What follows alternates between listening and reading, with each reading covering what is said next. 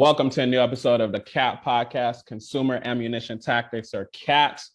I got a special guest today. It's my boy, Daraine Delevante. I'm going to read his bio. We're going to get straight into it. We're going to get straight into the consumer law talk. We're going to get straight into how to get paid and all of that. No fluff, none of that.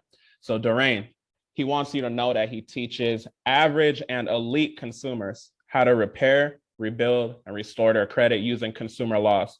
In just 6 months, his life was transformed after studying and applying consumer law. As an Army veteran, he believes in service to the people. He believes consumers like you should be armed with the knowledge and grit to employ the laws that were created to protect and serve you. Some of his results include the fact that he built out an 800 credit score, credible consumer profile. And at the end of the day, he believes that you shouldn't have to pay someone to do something you can do 100% by yourself, because you, in fact, are the original creditor. Welcome to the podcast, Daraine. How you living? What's going on, King? I'm doing good. Doing good. Slightly under the weather. I don't know. I have this weird cough. Don't know where it came from, but it doesn't seem like it's paying rent. You know, it's not going nowhere. Yeah. But it's all good though. My voice is still good. I've been doing a lot of speaking engagements, and I don't know if it's my voice adjusting now to speaking more than before, but something's transforming, and it's for the good though. It's all good. Okay, definitely. So we got the Michael Jordan flu game going on today. I don't know what's going on. Something's going on. All right, I want to start by asking. It's shaky. Oh man, how are you doing? Like any big wins, small wins during the week?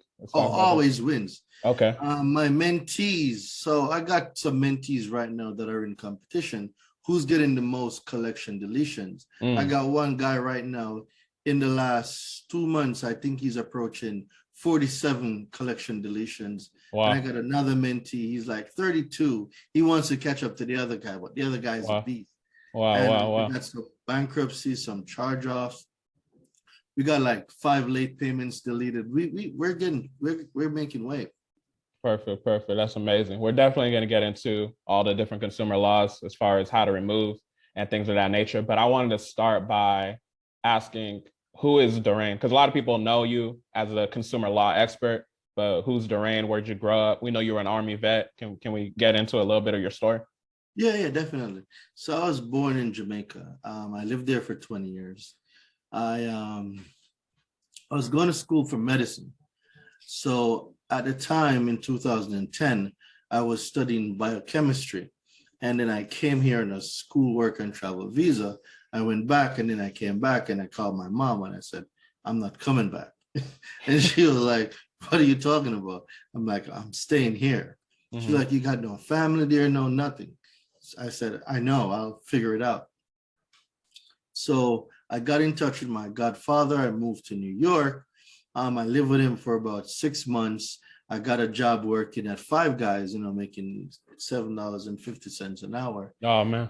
Did that for about 2 years, and then joined the military, moved to New Hampshire, and then moved back to New York, and I've been back to New York ever since. Credit. I was told no. I was told I need a co-signer. You don't have enough credit. You don't have enough history. All the things you can think of, I've been told. And there comes a point when you got to realize that, you're tired of always got to call my friend Kevin. Kevin, can you be a co-signer? And unwilling knowing to me that I was putting Kevin at risk. Because when someone co-signs for you, they say, I am signing to take on the liability if this person stops paying. I don't think people comprehend how much responsibility, when you say I'm going to co-sign, it's yours as well. There is no going around it. But I didn't know at the time that I was putting my friend at such a risk. I trust myself to pay back, but I didn't know that he had so much risk if I defaulted. So it's through learning this. I know we're talking 2012, 2013, 2014, just learning about credit, because I've only been here now 4 years, 4 years. So learning about credit and still didn't know what to do. So after that, got some credit cards, running them up. I didn't really know much about credit, making only the minimum payments. The principal would not shift because the minimum payment barely covers interest. People don't know that minimum payment, it's interest. It's not going towards your principal. Mm-hmm. It's the interest that they're getting every month. You're barely going to see that principal move. So it's seeing these trends now. And then I'm like, no, I need to be more financially responsible. So I started researching the American, credit system. I'm not from here. So I didn't know that this thing is so important. Credit is more important than money, because you could have a whole bag of money. You go there, they're not taking it. They have to run it through the system. And the system is built off of credit. So fast forward now, I got deployed and I was tired, bro.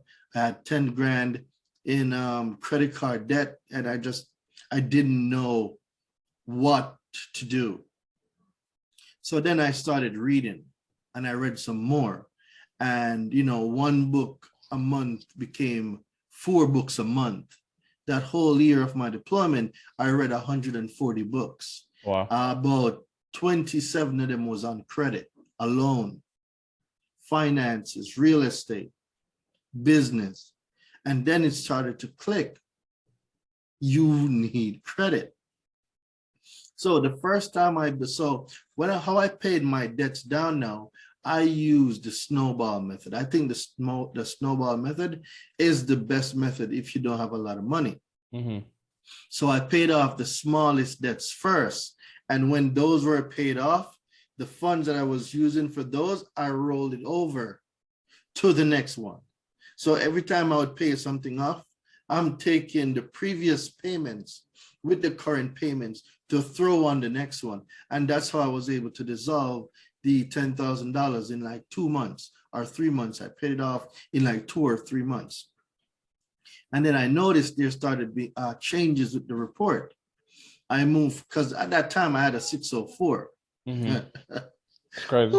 I had a 604. I've never met anyone with an 800 credit score, right? And then I got assigned to this duty where I was overseeing some equipment and basically sending out reports. And then this major came in there and he saw me reading and he was like, "What are you reading?" "I'm reading about credit. I got a 604 and I need to get my life together." And he was like, "Wow, I think he had an 827. That was my first time meeting somebody with an 800. Wow. And I'm like, wow, like you're my first 800 person I've ever met. I've never met a person with an 800 before, right? Yeah. So I got excited. And then I started wondering if that was possible for me. You see, when you start wondering if it's possible for you, things start to change. Mm-hmm. So I started to learn more. Mm-hmm. And about 3 months later, 604, 604. Yeah. 3 months later, I hit my 804. Wow.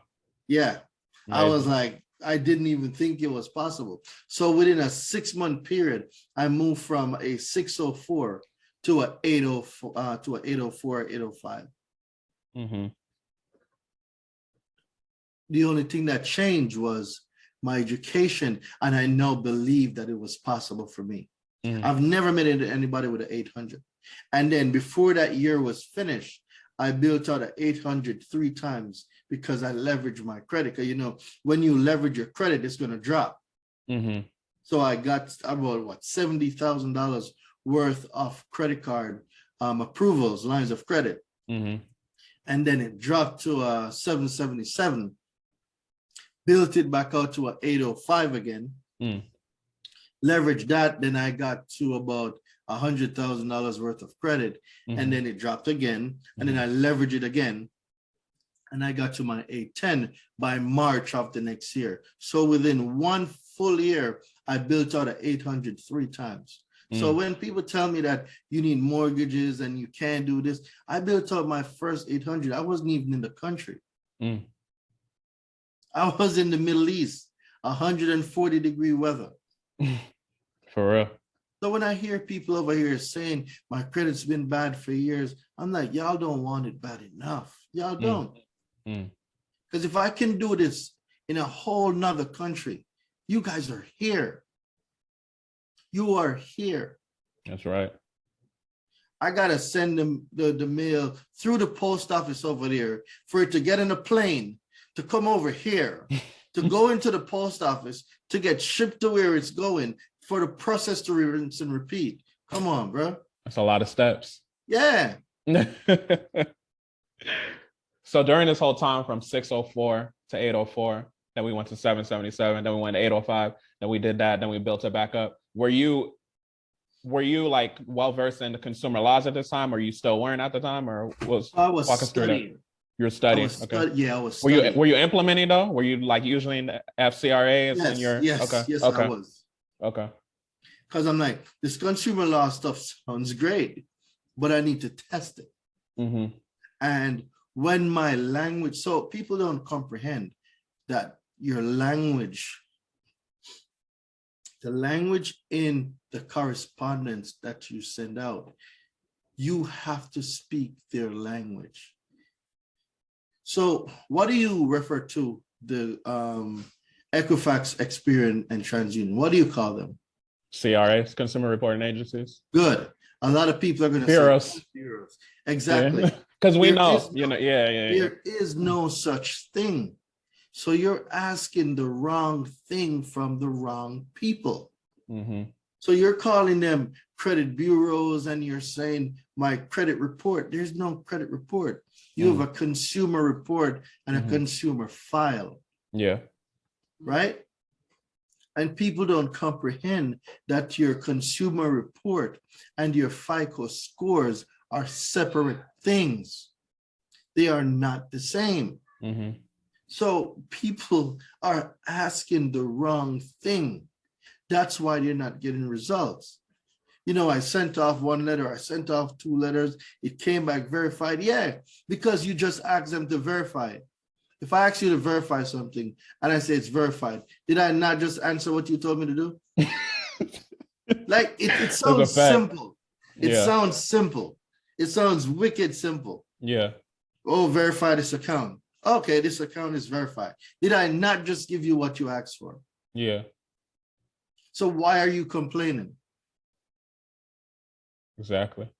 Because they're asking something, expecting something else, but they gave you exactly what you asked for. But when you talk about the accuracy of the report, when you talk about what accuracy means, all values correct, and you're saying that information is inaccurate, it's incomplete. These are the languages that are used in the FCRA. So why are you making up your own words and not use the language that is put in place for them to abide by? Exactly. Let's pause there. So okay, the listeners are listening. I know a lot of my listeners, some of them know about the laws, some of them are still getting hip to the laws. Me and you both understand that we're looking at consumer reporting agencies, we're not looking at bureaus. For the people that think they're looking at bureaus, where would you recommend they start as far as figuring that out? Are there any credit books you recommend? Should they just get a Black Laws dictionary? Should they get into your mentorship? You know, let me know where you think they should start. So the mentorship right now is the best on the market. I don't care what nobody says. I have the best consumer law mentorship hands down, right? The mentorship would be the ideal place to start. So it's enough to read it, but optimum comprehension and breakdown of their terms, it is what I specialize in and is what is giving my mentees all the results that they're getting, because you're getting a community. You're getting me. We're on a Zoom call every Sunday. The Facebook group is lit. Interaction, communication, letters being built, profiles being evaluated. So you are constantly learning. Not to mention every single product has a corresponding video or audiobook that goes with it. So we're talking repossessions, bankruptcy, charge-off, student loans, late payments, identity theft, everything you can think of. Collections, medical, everything you can think of has a corresponding video explaining the process. So you're basically saying if they don't get into your mentorship, they playing themselves. They want to stay in the mud. Okay. Because it is through comprehension of their language. If you speak Mandarin and I speak Spanish and I'm talking to you in Spanish, how are you going to comprehend what I'm saying? I won't. So if you're writing to them and asking these consumer reporting agencies for things in a language they don't comprehend, how are you going to get results? Exactly. The law is very specific on the things you need to say, the things you need to do. But people don't comprehend, or it's not that they don't comprehend, but a lot of them don't know the things they don't know. And because of that, they don't get the results you're looking for. And they think it doesn't work. It's not true. It works. You just need to learn the language.